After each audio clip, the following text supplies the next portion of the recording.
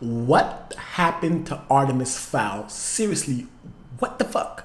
How did Disney lose $150 million on this movie that was supposed to be the next great Harry Potter franchise, that was supposed to take Disney and elevate them to the YA genre? For us to get a better understanding of what happened to Artemis Fowl, we have to go back to the early 2000s. Because back in the early 2000s, we had the Harry Potter craze. Everybody named Mama was reading Harry Potter. I remember in middle school, I used to love Harry Potter books, right? Even though I stopped at number 4, but that's neither here nor there. But at that point, this genre was bumping, and then comes a new book, Artemis Fowl. And Artemis Fowl, not as big as Harry Potter, was doing its thing back then. And it was gaining momentum because the books themselves were interesting as hell. Like, you have this crazy concept about this kid, Artemis Fowl Jr. Even his name sounds kind of cool, like Artemis Fowl. Like, that shit sounds dope as shit. And he's dealing with this whole world of underground fairy worlds, gnomes, centaurs, all this cool shit like Narnia. Even the Narnia books themselves had successful movies. And I was a big fan of Narnia. I was a big fan of Harry Potter. I liked Artemis Fowl, even though, I didn't read all the books. After a certain point, you just don't read books. But how did that go from such a successful book franchise to developmental hell, to Disney pouring $150 million into it, and then instead of coming out in theaters, Disney just threw it on Disney Plus, and then the reviews came in, and this movie is just trash. There's no nice way to put it. Artemis Fowl, the movie, is trash. I watched it today, and it took me 2 watches because I fell asleep.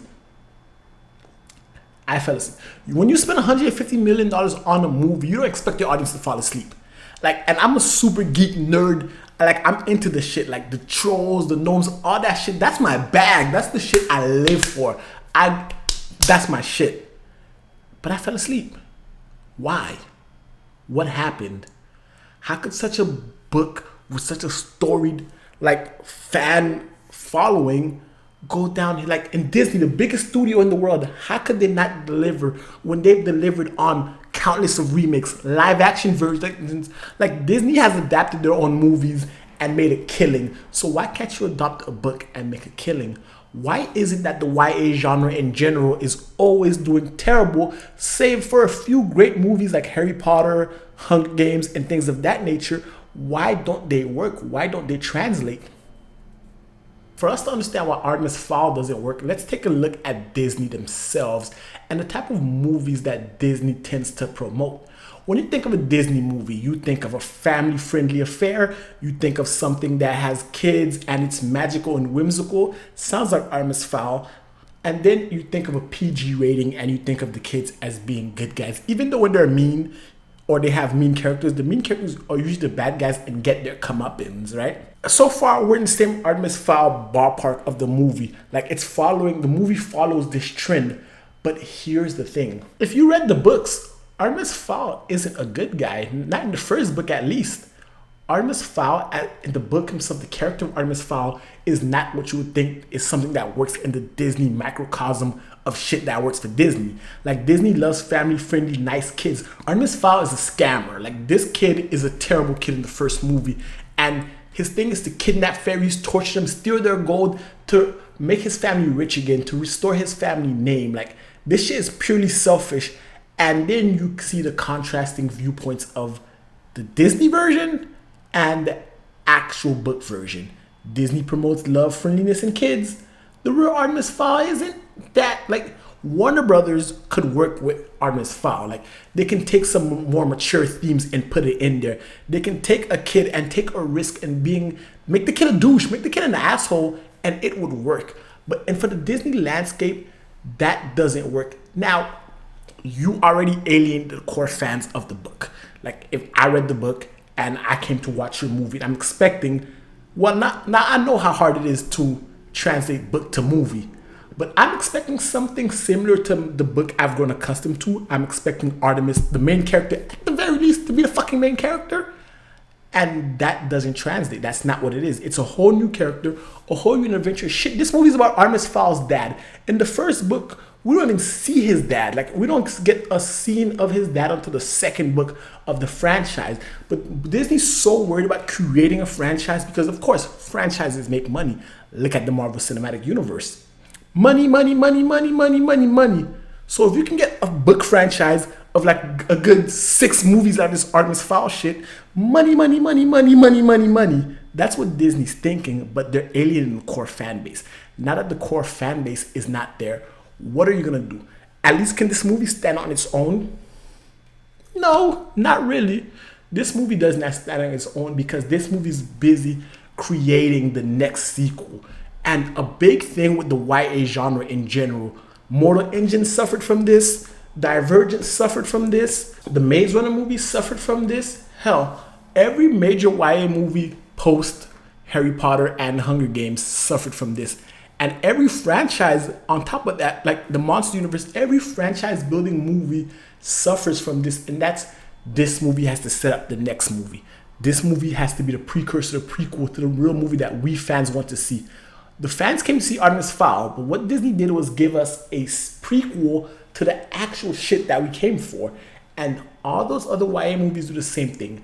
Your movie has to, like, remove the book aspect of it. The movie itself has to stand on its own, right? For example, look at some of the best movies, like Harry Potter 1, the first Harry Potter movie. If you saw that movie and it ended after the first movie, you're good. Like, the movie told its story and got the fuck out of there. The first Hunger Games movie, you watched it, you know a sequel was coming, but you watched it, it opened and closed, the movie ended, and you're like, okay, this is a self-contained movie. Like, sequels came after, but the fact that they were self-contained and told a coherent story, not based upon us wanting to come back to watch future installments, they worked. Heck, let's look at some origin movies. Origin movies and superhero movies, the ones that work are the ones that stand alone. Marvel Phase 1 movies that had the first movies, Iron Man, Captain America, all those movies told a self-contained story and they worked. When you start trying to build into sequels, you fail. Look at Batman vs. Superman. It was building up and leading up to Justice League and it failed. Compare that to Man of Steel, which was a self-contained movie, or Wonder Woman, self-contained movie that is not connected. Like, tell your story. The movie itself doesn't tell a story. And then because of that, and then you have the whole pandemic of COVID-19 happening, Disney already decided, this Artemis Fowl, this is our shit. This is our next movie. Like, we dumping the resources into this. To be fair, look at this guy. Look at this guy. Of course the movie failed. Why would you do this? Why? But that's neither here nor there. The movie itself doesn't lend itself to being worth it. It's visual noise a la Transformers without the bigger fan base of the Transformers franchise, because when it comes to Transformers movies, we can say whatever we want about them. They do well overseas because overseas likes crazy action, stupid robot killing, kaiju. They like all that whoa bullshit explosions, right? But when it comes to Artemis Fowl, you have a movie that takes 90% of the time inside of the Fowl Manor, right?